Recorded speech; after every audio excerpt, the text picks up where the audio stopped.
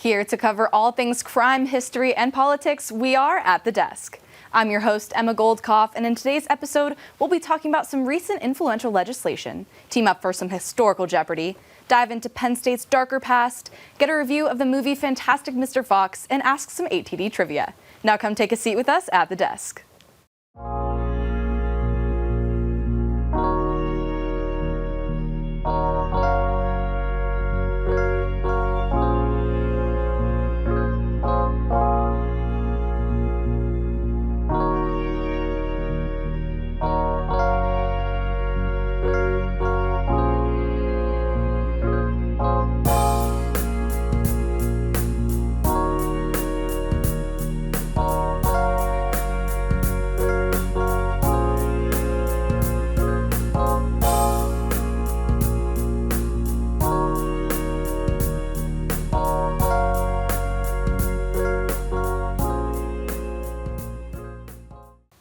Welcome back to ATD. First, we'll be sending it over to our politics panel, where each of our panelists have come up with their top 3 most important pieces of legislation from the past 4 years. Over to you, Ryan. Thanks, Emma. In honor of the U.S. House of Representatives passing important legislation this past weekend, providing military and humanitarian aid to foreign allies, tonight the 4 of us will be diving into our 3 favorite congressional legislative proposals in recent U.S. history. The legislation must be post-2020, and the coronavirus may not be the center of it. After the bill is briefly introduced and the host who is speaking of the bill is finished introducing it, the table is open for a quick discussion. So with that being said, Jordan, get us started. Yes, so my number 1 pick for top legislation was the Inflation Reduction Act. That was the largest attempt in U.S. history to combat climate change, and I think, trying to find some clean energy sources, curb those greenhouse gas emissions, tax credits, all the things encompassed in this bill, or in this legislation, this act, I should say, I think are really important for the future of our country. The goal is to cut greenhouse gas emissions by 40% by 2030. It includes, tax breaks for certain individuals, different groups. I think all in all, it's a lot of good things that it's going to be doing for American people. Anything you want to say, Ryan? I have no objections. I agree. I have no objections. It seems like a very important bill, wow. yes. No one has any objections to my number 1 pick. No, okay, I don't know if it's number 1, because I have my own list. I know. I do think it's very important, yes. When I came up with this idea, I was like, okay, we're going to argue, but it seems like so far we've gotten off to a smooth start. No, me and you were about to argue, sir, actually. Because I remember I talked to you earlier about this. All right, I'm excited. So mine is going to be the Protecting Americans from Foreign Adversary Controlled Applications Act, which is, of course, the potential TikTok ban. So the reason I think this is so important is because not from the practical sense of, yes, if TikTok is banned, is the end of the world? Probably not, because we have Instagram, we have YouTube, we have other social medias, but it's the concept. If the government feels that there is a danger, why should they have the right to just ban something that millions of Americans use? And it's interesting to me because there's such a divide, especially within Republicans, because Trump is supporting the TikTok ban, because he is, of course, he wants to oppose. Actually, he's not supporting the TikTok ban. My apologies. He's supporting whatever will get him elected. Of course, but he's opposing Facebook because of his former beef with that. So there's a divide with the Republican Party about that. So that's why I think it's important. Even if TikTok does get banned, right afterward, there's going to be a long legal battle ensuing it, and it won't go away for a long time. The courts will get involved, but here's my whole thing. I go on Instagram. Instagram has Reels. I mean, it'll be replaced in a second. See, I just have empathy for the people who use TikTok over Instagram Reels, over YouTube, and especially the businesses that are run through it. I mean, they're going to be hurt initially and maybe even the long term from a ban, potentially. Yeah, they're talking about over 700 million people's First Amendments being taken away by TikTok, which it's not necessarily being taken away. It's just being silenced via TikTok only. So you can move the platform. You can just talk about it on Instagram. Instagram Reels is fine, and then millions of small businesses will be affected. Again, it's going to be rough. Overnight, it is going to hurt your business. But at the end of the day, I feel like generally there will be a transition to a new platform. But another thing to think about with this potential TikTok ban is that if you're a smart business, if you're a smart content creator, you're not putting all your eggs in one basket. If you're only monetizing through TikTok, you're not doing what a smart business person would do. Yeah. So by knowing these rumblings are happening and by knowing that TikTok could be going away, it's wise now for these content creators, for these businesses to start branching out into, okay, I know I do a lot of TikTok posting. How can I make this an Instagram reel? How can I put this on Facebook? How can I use Twitter? How can I use other social medias to brand myself? Because TikTok might not always be here. I mean, Musical.ly, perfect example. Musical.ly was a thing for a while, and then it shifted, TikTok took over. So no matter where we end up going, something else will take over, and as long as we're adapting, it won't be an issue. TikTok is monopolizing too, in a way. I mean, it's dominating social media platforms like it. So the question of its constitutionality will be, as you said, brought up in the courts. But at the end of the day, I think small businesses would be smart to move away from TikTok, no matter if it stays around, if not, if someone buys it, or if the courts, keep it in check. At the end of the day, monopolization is never good, and to put your business all into just one, to put all your chips in one direction is not the smartest move on the poker table. Why would it be a business? That's my opinion. Okay, yes. But see, this debate is why it's such an important thing to me, because people are very hot about it, and that's why I believe it to be important, even though it hasn't actually passed yet. I think it's unfortunate that it's this important. I'm not saying it's not important. I'm saying it's unfortunate. Well, you know what? It's a big thing for our youth, and quite frankly, I understand why it's on your list. This is a big issue for our youth right now, and quite frankly, how do you get youth to go out and vote? Hit a topic that's going to hit them hard. Joe Biden has been using TikTok a lot. All right, my turn. All right, I'm going to start with the Bipartisan Safer Communities Act, and it was a bipartisan group of senators, and they came together to talk about gun safety, mental health, and school safety. It was signed by Biden. It is in effect. It's going to teach law enforcement officers across the country using state funds and federal funds to train at local schools, become better and well-equipped in big numbers, like SWAT teams, like school resource officers, etc., protected and ready to go. Because when Columbine happened, law enforcement officers barely even knew the way around the school. Now cops are going to know about their local community. Sheriff's officers are going to come and know when to help. Basically, law enforcement officers are going to unify and understand how they're going to attack school shootings under this bill. I have no debate on that one. I mean, because that's a good point. We've seen a lot of school shootings recently, and having people prepared for that, looking out for these signs, having police prepared for if something does happen, this is important. It's an important step in keeping our communities safer. In minor ways, it also touched on mental health services that states, districts, and territories need to provide and do a better job at. But I think at the end of the day, this really does target the fact that school shootings, pre-COVID and now even post-COVID, are coming back again and are becoming a big problem. Putting money into law enforcement and school resource officers to ready for it, and, let the debates be local, but the money for it needs to be there. That's what I think is important. I mean, after the failures of the police department getting national attention, where they completely failed to stop or prevent more people from dying in a school shooting, this type of legislation is absolutely necessary. Yeah, Uvalde was an absolute disaster, and a bill like this is supposed to put money into training to make sure that Uvalde never again happens the way it did. Of course, and the only real opposition someone could have to this is that they're investing money in the wrong thing. Maybe the lack of law enforcement is not the real issue. Why are kids shooting up schools in the first place? That's the only opposite. The mental health thing is why they probably invested that too. But that's the only real opposition someone could logically have to that. Well, this is what I like that Biden did, was that he took this bipartisan act and he said, let's have that debate at a local level. If the community wants to put that money into mental health services, they can. If they want to put it into metal detectors, they can. The point is that the money is there and it's intended to go towards safety at schools. It's intended to go towards mental health services. And the whole thing is that he's giving communities the opportunity at a local level, which Thomas Jefferson said is very important. He's giving the wards and your local municipalities and counties the opportunity to decide how they want to spend the money. But the money is there and it's intended for good means. I do respect the choice, yes. This legislation is simply put investing in the safety of our communities. And it's great that it's bipartisan. We don't see that much anymore in a polarized environment. It's something we should definitely appreciate more. I love this, so I did almost as well as you. Almost as well as you. My turn.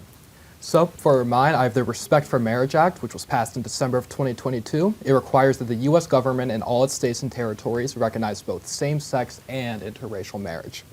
It passed the Senate on a 61-36 vote, with most nays coming from Southern Republicans like Mitch McConnell, Ted Cruz, Lindsey Graham, the likes. It's undergone several revisions. It was originally proposed by Bob Barr back in 2009. He also proposed DOMA, which was a similar bill. But this law does not come without some controversy. While the law forces states to recognize same-sex marriages, it does nothing to stop them from refusing marriage licenses to LGBTQ couples. So while the legislation is massive, it also has some drawbacks to it. But you know what? I think it's a good compromise there. You can't force states that don't want to recognize or maybe perform these marriages to perform them, but it does force them to recognize these marriages done in other states. And actually, this was also on my list, so I agree with you here. I think this is a super important part of legislation, especially following the overturn of Roe v. Wade. There was a lot of concern surrounding, okay, these rights are no longer guaranteed. What's that going to turn into? How many more rights can they take away? And a lot of LGBTQ plus communities were concerned, are my rights in danger next? And this is a great way to protect them. I mean, yeah, I think that it's important, to have that sense of okay, so from a legal standpoint, at least we know from a legal standpoint we can do this. We can get married and it will be recognized by the state. Obviously, if someone is bigoted against these certain groups of people, that you can't really fix that. Right. But from a legal standpoint, at least now they know, okay, we're secured in that sense. So here's where the headache comes in, and I think we have to talk about it, is freedom of religion. Freedom of religion in this case can deny some people that exact bill. And I think it's unfortunate that there's ways to get around, important bills. In that what do ways would affect- freedom Well, of because religion freedom interfere? of religion can escape you from certain laws.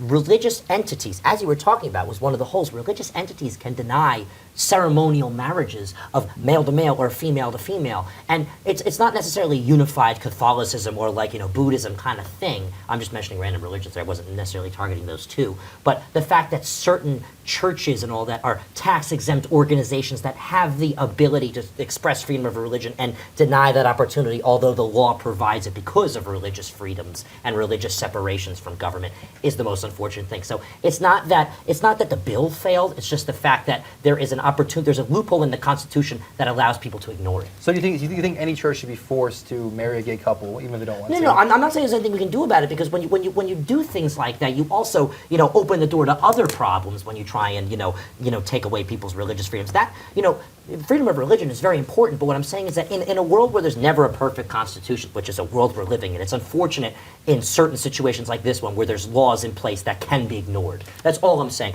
I agree with the bill. I want to put that out there. I 100% agree with the bill. I think it's a great bill. I'm just saying it's unfortunate that although freedom of religion is great, it can be a loophole in this situation. It could be. But in that situation too, okay, maybe this church isn't forced to recognize I shouldn't say recognize, but to hold that ceremony. Yeah. They still have to recognize it. So, okay, you don't have to do the ceremony, but we're married. And that you can't take away. I think that's that, what's the word I'm looking for? Compromise. That's the compromise there, is these people are married and everyone can recognize that. Okay, you might not have to do it, but you have to recognize it, and that's that. It's just unfortunate that in a world where there's no such thing as a perfect constitution, and there probably never will be, let's be honest. There's ways to still hurt people, although there's laws in effect. Like as you were saying, they can deny the ceremony. It's freedom of religion. It's unfortunate. And I mean, that's an issue you've been seeing for how long? It's how do you really combat it? How do you combat that issue? Exactly. To be But seen. it is a great law. I mean, my main problem with the loophole is the fact that states are able to just reject marriage licenses for LGBTQ couples altogether. Was that not promised under the 2015 ruling? I'm Was that not a guarantee, I'm right? frozen. I'm frozen. Well, I'm sure there's some very nuanced words in that bill, of course, but I think that it should be personally, but I don't know off the top of my head. This is a Vivek Ramaswamy question. He's an expert at states' rights. He will dive into that one for you. So if you But can you see- contact him, he'll let you know. And that goes into what you're saying, is there's always loopholes. There's Yeah. always ways for people to find some way to get out of something, and that's part of our issue. Well, Jordan, let's hear your second bill. Yes. So my second bill was the Electoral Count Reform Act. So this revised the 1887 Electoral Count Act to make it clear that the vice president cannot discount electoral votes. So this revision came about after the January 6th incident, and it kind of just put some more protections into, we can't let certain groups of people try to overturn an election. It denied speculation. Exactly. And I think that's an important step. I think January 6th, that was a big day. I feel like a lot of us kind of remember where we were when that happened and maybe the feelings that we had. This is a good way to protect that transition of power and, really solidifying trust in our elections. Well, yeah, to have one guy trying to overturn an election would be disastrous. I mean, Exactly. To try to say that just to protect his president who he's serving for, yes, it would be unconstitutional. It would be everything wrong with it. Number two. Number two already? You have no complaints No against comments. any of my No life. I comments. love it. Listen, I'm a man of the time, and we are running out of it. Go ahead. Okay, so my second one will be the Treat and Reduce Obesity Act of 2023. So this one was downgraded to the Department of Health, but I think it's very important because obesity is actually the #1 killer in America. Yes. Obesity-related problems. Over 300,000 Americans do die from obesity-related illnesses every single year, and that is 6 times as many gun deaths as there are. So I think that a direct showing of initiative towards that is very important for American citizens. I agree. I Just plain enjoyed and my I can't simple. argue with that. I enjoyed my Raising Cane's. I just had fast food before this segment. I knew you had to come back at me. I knew it. Let's hear your second. Raising Cane's is, fast food is, and this is just this is visceral conversation. This isn't politics. Fast food is addicting. It's a successful And business. it's cheap. It's easy. And California just had a most recent problem with it. They raised the minimum wage for fast food workers. And the reason why I'm saying it's a problem is, although because it's good on paper, it can affect businesses. That's what Republicans were saying. Over time, people are like, keep raising the pay. I'm going to have to fire all my workers. I can't just fire. If I'm going to charge someone $1 or $2 for a burger, and that's how my business is appealing, how am I supposed to pay my 7 or 8 workers $18 an hour? You know what I'm saying? So although it's great on paper, it can bring upon problems. I see. But at the end of the day, But at the core of that issue, trying to fight obesity issues in America, I think it's super important. You know, let's reduce those deaths, reduce those heart problems. Let's help people live longer. yeah, health is very important. It is very important, and healthcare in this country is a big question to begin with, if it's even guaranteed. I mean, we've dug into Obamacare, and the courts have looked at it. Democrats, Republicans, this and that about it. But at the end of the day, healthcare is not guaranteed in this country, and that is seriously a problem. Anyway, Senate Resolution 600. It recognizes the national debt as a threat to national security. It was signed by Biden. I mean, obviously it was a little ceremonial, but at the end of the day, can we argue that the national debt is not a problem? No, it's a problem. It's going to be a problem. The Republicans are talking about it. Then when they stop talking about it, the Democrats are all up in arms. When the Democrats stop talking about it, the Republicans are all up in arms. It's a problem that we want to delay, but it's going to eventually be a problem. And we need to keep talking about it. Absolutely. And unfortunately, in a world where we're talking about, other things, we're forgetting about your climate change, we're forgetting about your national debts, and all of a sudden one day they're just going to come back and hit us hard, and we're not going to be ready for it. That's just what happens when you don't step in the batter's box when the pitch clock is up. Go ahead. My second, I have the Puppies Assisting Wounded Service Members Act. This requires the Department of Veterans Affairs to provide a 5-year K-9 pilot training program for veterans suffering from PTSD. It was proposed by Representative Steve Stivers, an Ohio Republican and veteran, and was signed into law by Biden in August of 2021. It also authorizes the Department of Veteran Affairs to provide service dogs to veterans with mental illnesses, regardless of whether or not they have physical immobility, which was an issue before, believe it or not. I mean, I think just putting more resources into our veterans is always a great thing. They do so much for our country. They fight for us to be here. They fight for our freedoms. The least we could be doing is helping them out whenever they come back from war. Absolutely. Of course. I mean, they have PTSD, they have all these problems. I mean, providing those for them is crucial. It's a respect thing, honestly, for what they've done for the country. Yeah, like veterans come home and they've been known to struggle a lot. Many end up homeless, destitute, mentally ill. It's programs like this that really helps out the people that risk their lives for us. It's up to states and local governments as well to do their part in taking care of our veterans. But I definitely think that's an important issue that we need to focus more on. So kind of shuffling into our last picks here. Speed round, let's do it. Mine is easy, the Respect for Marriage Act. It was also on my list. I agree with you 100%. Having those protections for everybody, very important. Mine might be a little more divisive. Israel Security Supplemental Appropriations Act. Giving stuff to Israel, defensive, weaponry, just money, stuff to fund what's going on right now. And this is where all the, Free Palestine speeches are coming from. This is where all the Biden is funding a genocide speeches are coming from. Obviously very divisive in the Democratic Party. Do we support Israel or do we support the oppressed Palestine? Are they being genocided? All these types of questions coming from this type of bill. That's why I think it's very important right now. We can have this conversation because that is very similar to mine. It was actually just signed over the weekend. $95.3 billion United States dollars will be sent to the Senate and then to the President's office, and it is going to benefit humanitarian aid in Gaza. It is going to benefit the war in Ukraine, and it is also going to benefit Taiwan and other countries in need of protecting themselves from the threat of their democracies being overtaken.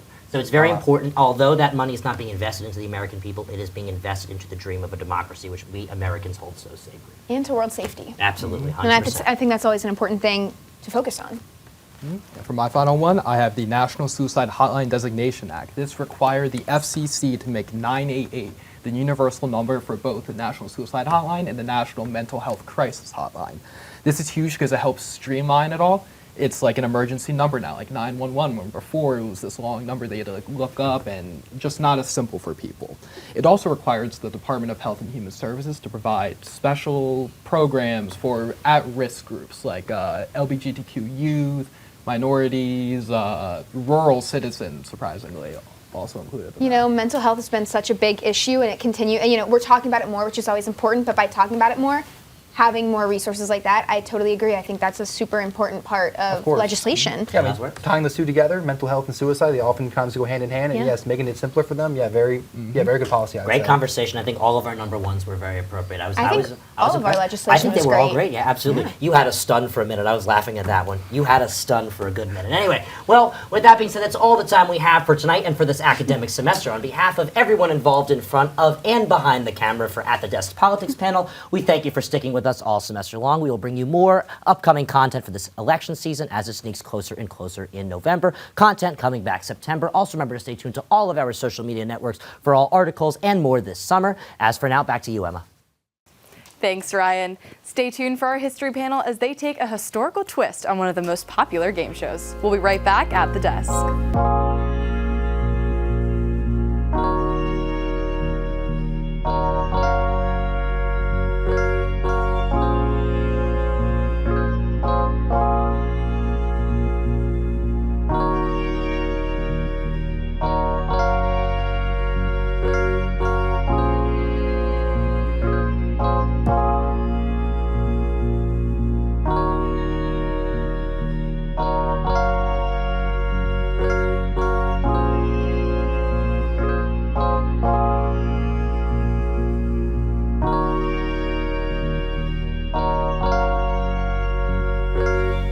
We're back at the desk. Now it's time for the history panel as they delve into some historical Jeopardy. Brandon and Audrey will face off against Drew and Jake. May the best team win. Over to you, Jackson. Thanks, Emma.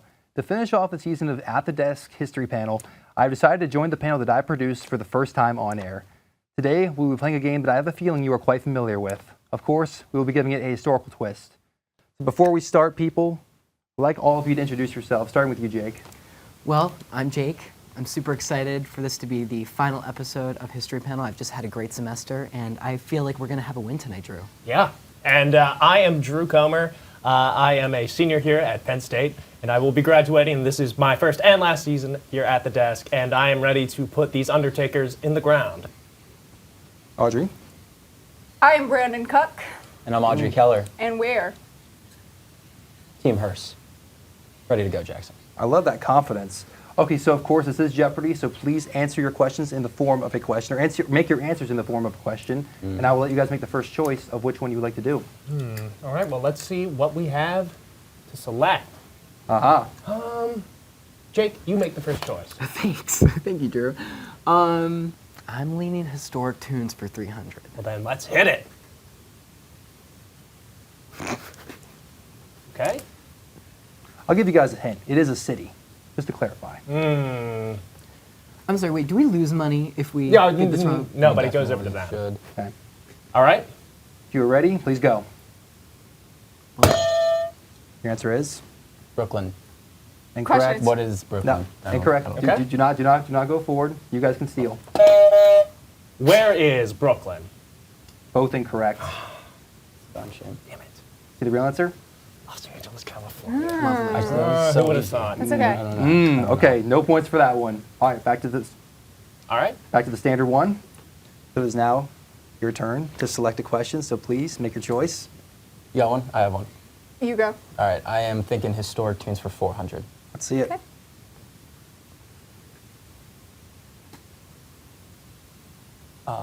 Oh. What is? I did not give you permission yet. Oh, you've got. Now to you be guys kidding. have the one opportunity to get this. Okay. What is California Love? That is correct. Nice. God damn it. And that is 400 Bada bing, for bada Team boom. Pale. Hey, Team Pale Hearse. is crazy. That is your name. Team Hearse. You see what we deal with behind the scenes here, guys? That Hey, is I'm wild. Pale too. I'm this Pale is too. big. All right, go ahead, guys. Your Alrighty. turn. All right. I will choose. This is Sparta for 100. Fitting name.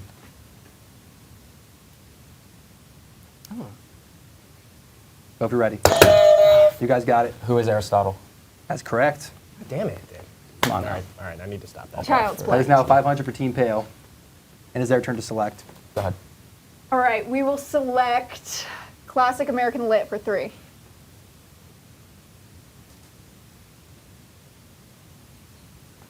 If you're ready, please select. I'm gonna let you have this one. I'm gonna give them a little leeway. They're down. Who is Huckleberry Finn? That is correct. Had that one loaded up. Boom. Ready No, to I go. know. All right, now. It's okay. So you guys getting pity points over there. Oh, come on. Your pick now. Your pick now. How about World War II for 300? I love that. I like that one. If you're ready, please select. I heard you first. Where is Russia? That is correct. Pity points. Pity points is crazy. Pity points once again. Lord have mercy. You guys 80 now have the points. At least we lead. got those points. Historic tunes You for choose. 500. Let's see it.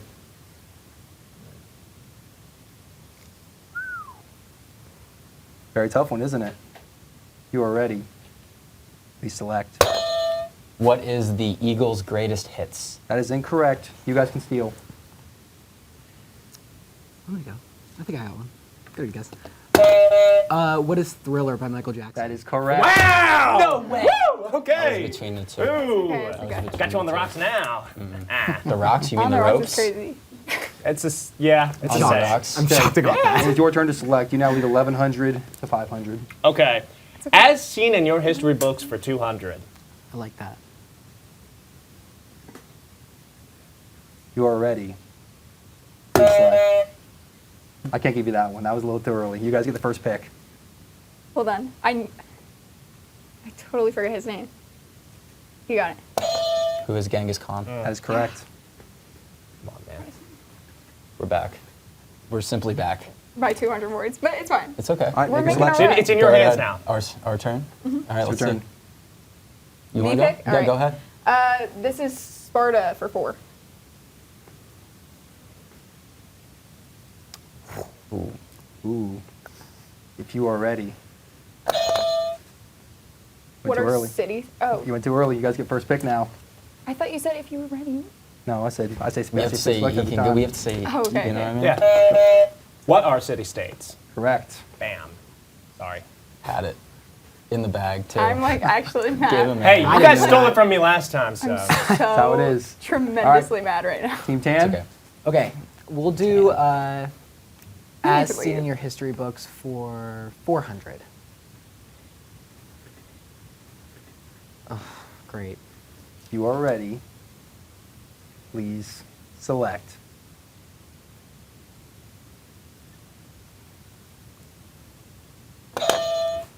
Oh, really? Who is Romulus? Incorrect. No. You guys can steal. Who is Julius Caesar? Incorrect No. also. Who is Augustus Caesar? That is correct. Come on. Thank you. Consul Come for on. life. I Come think that's on. debatable. Come on. Should I award them the points? The Roman Empire are- versus the Roman Republic. they are dude. They said behind. Romulus They and are, Remus. they are behind. Yeah, well, Romulus is All the right. founder I of got it. Rome. Give him the pity I'll give it to And him. I'll give it to him. pity point. You got it wrong too. Yeah. I'll give it to him. True. Let's add these That totals is here. completely factual. We have 1,100 for them, and you guys are up 1,500. Okay. We're So up. yes, they Yes, still have the but lead. it is. It is their your turn to yeah. select. Yes. Uh-oh. Okay. Can we rock with World War II for 5? Go for it.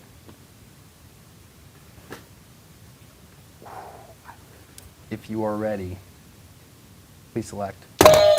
Who went first? Battle of Stalingrad. What is the Battle of Stalingrad? Incorrect, because you didn't say it right. What is the Battle of Stalingrad? Correct. I'm gonna have a stroke. Please not on the last episode, Drew. We've made it this Oh my far. I God. know, right? I'm sweating so much.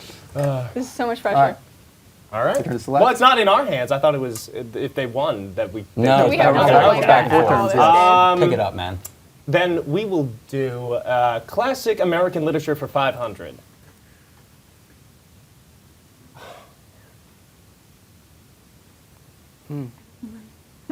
Well, this is a question. This is This definitely is, a question. yeah. It's a $500 question. It's a $500 Yeah. question. If you are ready, please select. Anybody? Who is Algernon? That's incorrect. You may steal if you prefer. I don't have anything at the end. I know who wrote it. Does that count?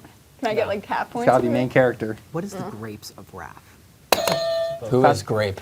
No, enough. Incorrect. Let's see the real We answer. didn't have an answer anyways. Him. Tom Him, Jones. yeah. Never him. would've got No. it. Classic Never would've- American. It was a very hero. tough Jacob, question. oh, It was a him. very tough Yeah. question. Oh, him. Who is, All right, it back was to a the board, 500 please. answer. Yeah. That's fair. All right. Is it still in our hands? Put in your hands. Alrighty. Let's do historic tunes for 200.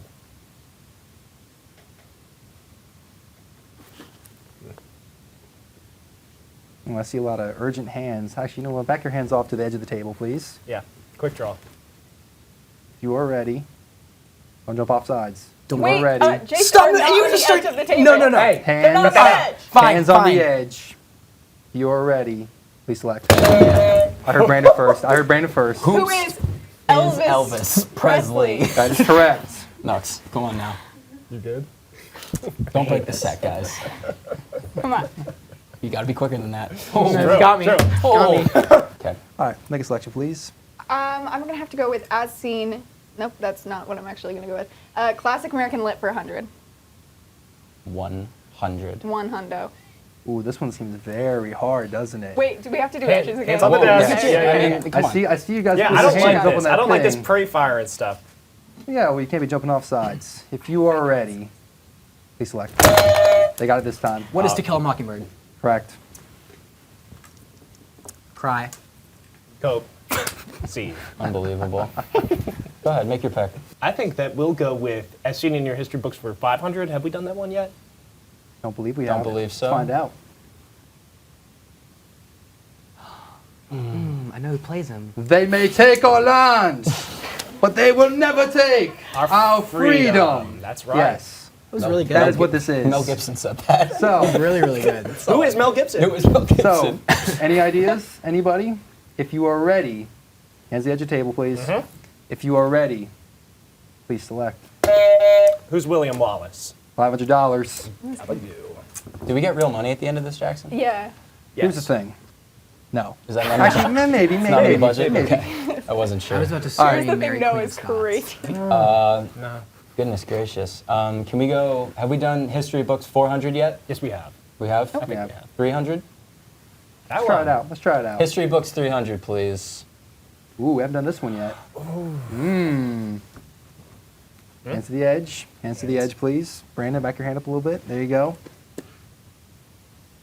You are ready. Please select. Jake, you got it. Who is Jefferson Davis? Correct. Gabagool. I feel like because their buzzer is lower, he's hearing it before ours. I do too. I think the sound waves are getting a real big No, I effect think I over have good here. hearing. Do you want I to love- swap I've been- buttons? I've been- Would I've that been make you pretty feel more fair. comfortable? Yeah, actually I've would. been pretty Here you fair. go. Making excuses. is Here, the go ahead, best. take our buzzer. All right, Yeah. see if anything changes. Just- Just buzzer a little swap. bit of a Let's see if science anything experiment changes. here. Experiment. We See might how be it the goes. history panel, but we're not afraid of science. Exactly. All right. Absolutely. Here's what we shall do. We'll do 2 more questions if we can manage, and we'll go to Final Jeopardy. Okay. Next selection, How do please. the scores lie at this current The moment? scores lie. We'll take a little bit of calculation, but as of right now, you guys definitely have 1,800, and these guys have 1,100 plus 400 plus 100, so that would be 1,600.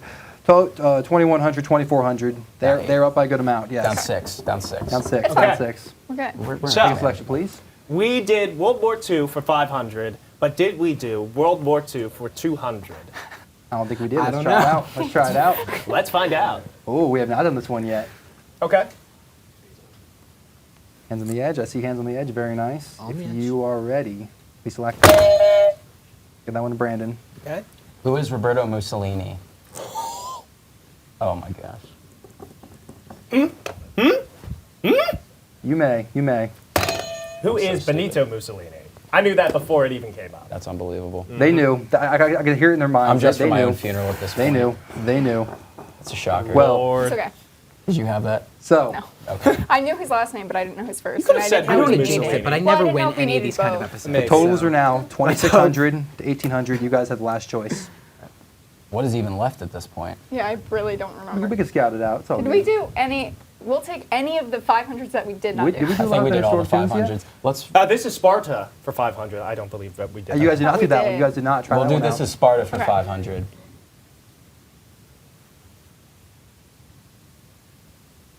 It's a Drew question. Yeah, this I don't know why we Really? picked this one. This Yeah. is blasphemy. This is madness. Madness. This is No. Sparta. Oh. No. This is what? Well. Sparta. Oh, is this the prompt for us to like press the No. button? I was messing with you guys. Okay. All right. All right. Hands at the edge of the table. You are ready. Please select. What is the Battle of Thermopylae? That is correct. Would have never gotten that in a million years. Really? Yeah, what is that? That surprises I me. don't know why I picked that one. All I right. was just And digging that's our okay. own grave at this point. So, Final Jeopardy We're is dressed coming for it. up. How much would you like to wager? You have 1,800 points. You All guys of have it. 3,100 points. All of it? Yeah. All of it. All of it? Okay, Yeah. then. And we have 2,800, 3,100. 3,100. We will put up 1,400. That sounds right. Okay. Yeah. Okay. I don't know. Let's see Final Jeopardy then. American politics. I love that. All right, roll the question, please. Now, I have talked about this on this show before. He was a very interesting man. Many believed him to be gay because he was a bachelor, the only gay president possibly. But yes, he was the only one to stay single throughout his entire term as president. I'm letting your minds think a little bit, marinate it. Can we discuss, like privately? If you want to whisper, you are allowed to. This is Final Jeopardy after all. Right. You get to console. It's part of the rules. Okay, I do. All right, hands, the edge of the table. You are ready. Please select. Oh, Who is James Buchanan? That is correct. bam! Woo! And with that, This we didn't even wager. Team Tan will take it. Yeah, it's Tan is not crazy. shocking at We all. are the Tan. superior Tan. history panelists. That's a lie. Very true. No. I do love you all, but yes, you guys did take this one. Well, that is all for our spin on Jeopardy. We hope you enjoyed our look into a fun variety of topics. Thank you for joining us, and please leave a like and comment down below. Back to you, Emma. Thanks, Jackson, and congrats to Drew and Jake. Stay tuned for our crime panel as they cover Jerry Sandusky, a name we Penn Staters unfortunately know all too well. We'll meet you back at the desk.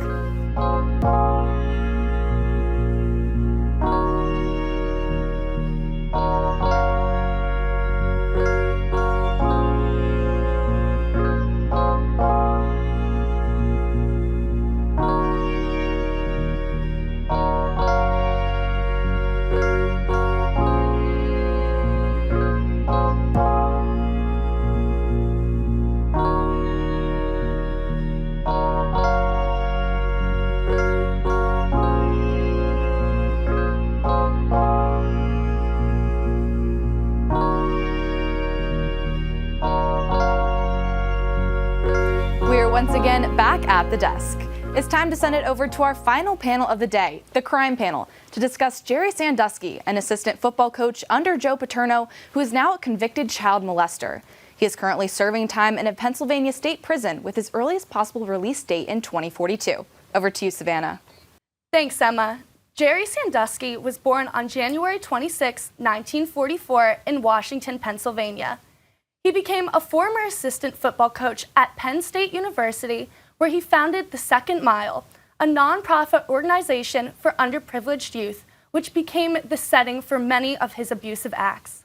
Sandusky was convicted in 2012 on 45 counts of child sexual abuse, which occurred over the span of 15 years.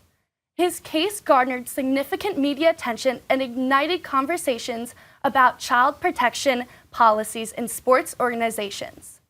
Sandusky's actions led to a revoking within Penn State and beyond, prompting reforms to prevent similar abuses in the future. Sam, do you want to give us a little bit more background on Sandusky? Yes. So he was the defensive coach for this here university under head coach Joe Paterno. Now, he has he had more allegations against him, but he was only charged for 45 counts of sexual abuse. He often targeted young kids without a fatherly figure at home. He took them under his wing. They were young, they were not privileged, and he would kind of teach them football, tactics, but in a way, he was touching them. There was like a shower incident where he coined himself as the tickle monster. And I want to note one account. Mike McQueary walked in on Sandusky, supposedly raping a 10-year-old. He didn't see the actual penetration, but he stated, by the way their bodies were, that is what they were doing. He was sentenced to 30 to 60 years in prison. He's very old now. And also one interesting thing that is not really well known, his son was actually convicted for child abuse also, but with young girls. So the whole thing that I think is so sad is that, this has been an ongoing problem. We've seen this in past episodes, I would say, with people who have a lot of power in an area are using it in that area to avoid punishment. We're seeing that in this. We saw it with Larry Nassar and Michigan State and the USA Gymnastics team is very similar as well. And in a way, we also kind of saw it as well with Jeffrey Epstein in terms of him not being arrested after multiple people who could have done something did not take action at the appropriate time. And that's why it dragged on for so long. Eventually, justice did come, but it was too late, many would say, as many people were affected. And it all started with Aaron Fisher, known as victim number one. He was from Central Mountain High School. He was a famous track runner at the school. People knew him as a star athlete. And unfortunately, he would fail out of his classes. He had tough times at home because he didn't have a father. It was a very sad story, and unfortunately what we see with a lot of people, just like Sandusky, they take advantage. Sandusky told Fisher's mother that, I know you're alone and you have to deal with 3 kids, one of them obviously is struggling in school. I will take care of Aaron for you over the weekend. And she, unfortunately, not listening to Aaron because Sandusky was looked at as such a good figure. He was a football coach in the community. He was looked up in Lock Haven, which is only 45 minutes from here. It's in the shadow of State College. So the whole story was just very sad. It relates to previous things we've spoken about. And I think what's really sad is that it just happens so close to home where we are right now. I agree. I kind of want to also touch on Paterno, the head coach at the time, and kind of the impact it had on the school later on as we see. So Paterno had a huge impact in this case, and he did take a lot of the brunt in the case. So he was born in New York, and he ended up going to Brown University, so he was a very well-educated man, and basically he kind of made Penn State's football team what it was. He led Penn State to the most consecutive wins out of any coach in history, and he was also the first coach to win all 4 major bowls at the time. And he was here forever. He was here on a 61-year tenure, and he had a little house right outside the campus. He drove an old car. He kind of had the very simple life. And yeah, everyone loved him in this community. He kind of had the nickname of Joe Pa. That's what everyone would kind of call him. People loved him. He was great for our team. And I also think a big thing he focused on was obviously he led, the team to great victory, but he also had a huge impact on the academics here. I mean, we're a school in the middle of nowhere, essentially, and we at first did not have a huge academic life here, and he really was the one that came in and was like, no, we are a school that has amazing academics on top of amazing sports, and he really pushed for that. And obviously, we have the library, Paterno Library named after him. We have ice cream flavors named after him. So yeah, when this whole scandal happened, he kind of did get taken down with it a little bit. He said at the end of his term he was going to resign, but the Board of Trustees did not really vibe with that, so they kind of ended up firing him the day after. So everyone in that situation just kind of got flushed out. Penn State really just wanted to make this go away, get this whole situation out. However, it is interesting to see that Penn State sports morale was always still up. I mean, tickets did not fall. People still went to the games. I mean, it's Penn State football, and as we know, we still have one of the most successful teams. So it didn't take a huge brunt on the team, but it was still such a bad situation that impacted a lot of people at the time. It took a huge brunt on the community. He was a big community guy. He was known as a community guy. He was offered, opportunities to coach in the NFL, and his wife would cry. She'd be like, this is my home. This is State College. She'd be like, you're right. This is my home as well. This is one of the first colleges you will ever see where at the same exact time, the training facility for the football team is named after the school president, and the library is named after the head football coach, which is very interesting as well. So he almost set a precedent that still exists today in terms of respecting the academic part of a student athlete. I actually want to go back to what you touched on before, Sam, with the shower incident. What arose suspicion was a mother of the victim reportedly remembered him coming home from Sandusky's house very late with wet hair, which immediately led her to question what was wrong with that. It was very abnormal, which started to raise suspicion. There was no hesitation that Sandusky didn't do these crimes. I mean, there are multiple allegations. 45 counts of child abuse. They have to have some... 9 people testified. Right. Some, pull that this actually happened. And I want to know, you talked about Joe Paterno, this great guy, when he, got fired, students protested out there. He spoke to the students. He apologized. He said, I'm so sorry for the victims. The reason that he has a questionable name to him, a lot of people love him, but some people are questionable, is because Mike McQueary actually went to him and told him about what he saw, and he didn't stand up for it until about 10 years later. So people think he knew kind of what was going on. Maybe he didn't know the extent. I mean, you have to put yourself in his shoes, but that is why people oppose Joe Paterno. And what's so hard about this case is the split views. I mean, some people, after Paterno was fired, they rioted downtown. Everyone was so mad. But then other people were like, the statue has to come down. All this stuff has to happen. But it's just so hard with this case, all the split views on the whole situation, because just all the evidence, obviously, yes, all the claims, there's so many testifies that this did happen, but there's just so much different information going around, so much misinformation that people really couldn't put together, and they just kind of wanted to shut it all down. Penn State wanted to make it go away, and they tried to get rid of it as fast as possible, but what they didn't realize is they couldn't always just do that. And we're wrapping up our first, I'd say, full season, and this is almost, we're going to make another connection to Operation Varsity Blues. Yeah. When something happens to one of these colleges or universities,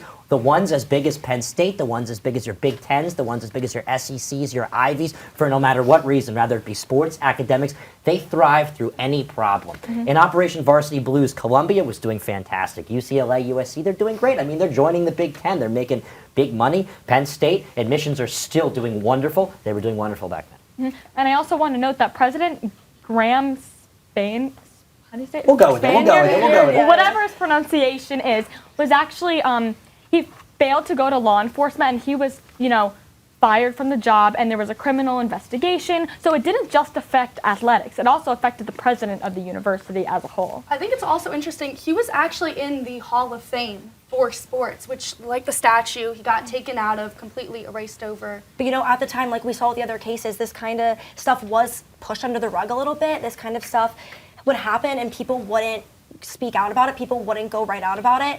But, it was a horrible thing back in the time, but luckily, the school has made a recovery and, admissions, our sports team is still great. But it is an unfortunate case. And we're going to come together, we're going to make one more connection. You're making so many connections to wrap up such a great season. I mean, this is our first time doing crime weekly consistently, which is awesome. But anyway, the connection I was going to make is that we'd always try and sum it up with a lesson. And this is going to be a repeated lesson that we've had, is that these big colleges, these institutions, they're untouched, but they have to do more. They have to do something about it. And it's not just that as well, but we saw the similar situation in Florida when we were talking about Jeffrey Epstein. It's that prosecutors cannot be afraid of power.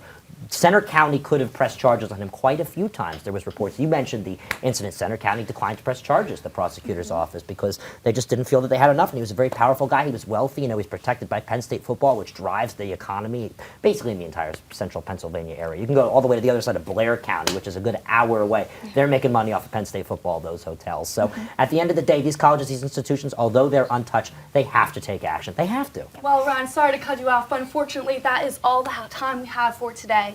Jerry Sandusky's case underscores the necessity of safeguarding vulnerable individuals and holding perpetrators of abuse accountable. It serves as a reminder to prioritize the safety and well-being of all, particularly children. Back to you, Emma. Thanks, Savannah. Stay tuned for another movie review, this time featuring the film Fantastic Mr. Fox. We'll be right back.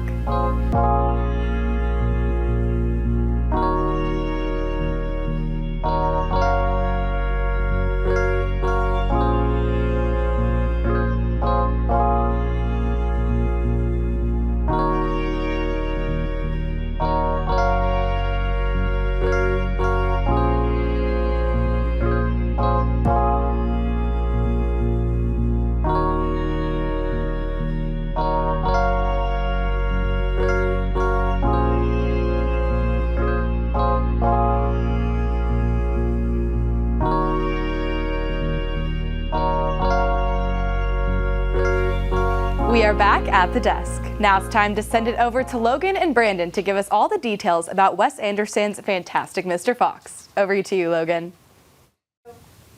Thanks, Emma. This week on Movie Review, we're going to look at another one of ATD's favorites in movies. Instead of a giant lizard, we'll be looking at a clever little fox. The movie Fantastic Mr. Fox is a comedy adventure set in the world of talking animals, and in an art style that is both unique and both impossibility and gritty in nature. Here with me, I have Brandon Koch, who is eager to discuss with us all about the mythical world of Fantastic Mr. Fox. So, hello, Brandon. How are you doing today? I'm doing really good. I'm excited to talk about my favorite movie. I know you were very excited about talking about Fantastic I'm super Mr. Fox. excited, yeah. Now, how about let's have you explain the movie in your own words real quick. Well, it's the 15th highest grossing stop-motion animated film ever. I mean, there's an all-star cast. You got George Clooney, you got Meryl Streep, you got Bill Murray, you got all sorts of names. Even Owen Wilson makes a small cameo, as he does in every Wes Anderson film. But I think the best part about this movie, besides the story, because obviously that goes to Roald Dahl for originally writing the book, I think is the animation and the unique style of stop motion that Wes Anderson employs in the film. Obviously, the oranges and the yellows and the browns are beautiful. But he actually shoots the movie at 12 frames per second rather than 24. Coraline movies like that, they're shot at 24. So 24 kind of makes you feel like the motions are smooth, like it's real people moving. But the 12 frames per second gives it a real stop motion look. So you can almost see the little details of them moving, which I think is really cool. Go right this ahead. goes along with the Yeah. perfect like set designs that they had with Yes. them. Yeah. It's like this dollhouse. Like in the beginning of the film, you really notice it with Yeah. the way the camera moves from this one segment to another segment. You can really Yeah. tell how they have it set up. And this also like pairs perfectly with the comedy too. Yes. The comedy aspect like perfectly is Right, nailed. the Wes Anderson style, the quick, the witty, it's very, very good. Yeah. Yeah, it's perfect with this style, especially with the strengths of the film too. Yeah. The story itself is really simple to like get into. Yeah, sure. We have a like mainline plot of like the fox himself, Mr. Fox himself, and then he has his son. Do you remember the fox? I'm terrible with names. Do you remember the fox's name? Ash. Ash. And Christopherson is the other one. Ash Christopherson. Seen the movie 1,000 times. Very big fan of the film, as you can tell. But yeah, their plots were like perfect correlation Right, to be yeah. able to like move for And themselves. to go off over. like with your set design, I think one of the interesting facts that I found when I was researching this is that every single one of the puppets had at least 2 scale models made of them, and Mr. Fox himself had about like 6 or 7. So like that opening scene where he's back by the tree, he's about that big in terms of model. But the scene where they're in the flint mine and really close up, he's about this big. So there's all these different sizes that they use to employ different kind of animation techniques in the stop motion world. But you're right about the plot; it is absolutely perfect the way that they balance the two. Yeah, I never felt that they were going too fast, they were going Yeah. too slow, that like each like villain that they introduced, that was perfectly timed, or of course with that comedy as One yeah. fat, one short, one lean. Yeah. And because of that, as we went throughout the film, I do want to go into weaknesses real quick. Go ahead. I know you're gonna I can take it. I'm a big boy. I promise. You're a big boy, yeah. Yeah. So the weaknesses, and as I discussed with you like previously before we went on this, like some of the sound effects didn't really hit well with the style of it. Like, Yeah. you know, as we discussed, as Mr. slapping Fox scene is in the back of the in the flint mine. mine, Absolutely, yeah. and there was a slapping scene. It was like kind of very awkward. Yeah, like, there is. it just didn't like sound well. Yeah, there is some issues with the sound design, and that has been like a much story critique about the entire film. But I think that like what it looks like and what it sounds like in terms of soundtrack makes up for some of those audio disparities, because I do think the soundtrack is a perfect collection of like 60s, 70s, fall, summer kind of hits. Like the Beach Boys, Heroes and Villains is the song that ends the movie, one of my favorite songs of all time, and I think it is a perfect ending to such a story, and a story that ends, like we discussed the other day, not perfectly.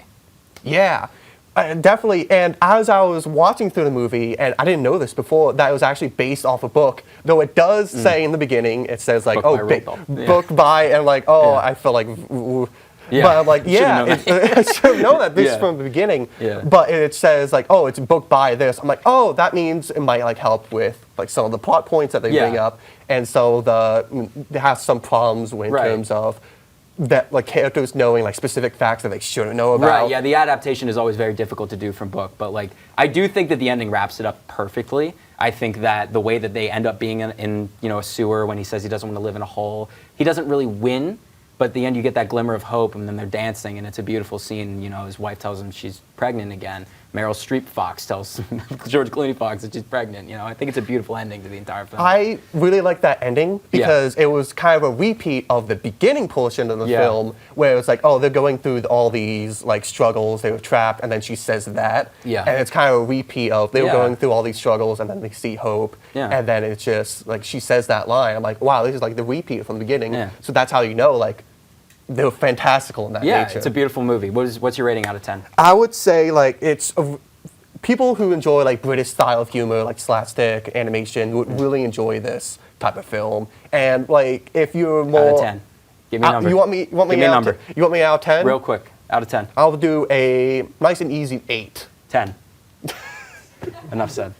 Enough said. Well, thank you, Brandon. And well, this Fox certainly was quite the fantastical experience that was brilliantly animated with Anderson's style of directing.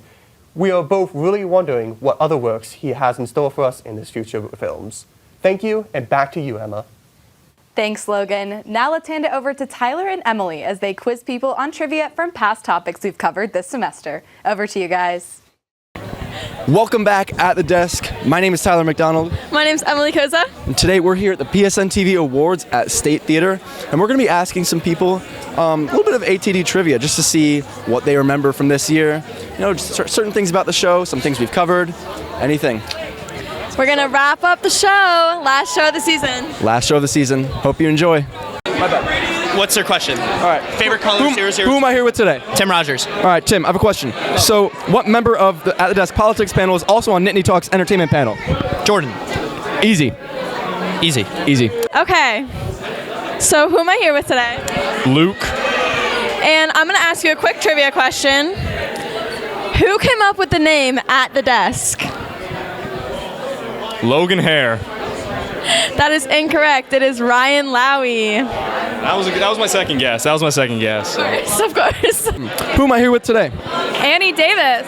Annie, I have a question for you. Yeah. Which member of At the Desk's history panel is also on Nittany Talks Entertainment panel? Jake Santora. Easiest question of her career. All right, I have a question for you. Okay. Who came up with the name At the Desk?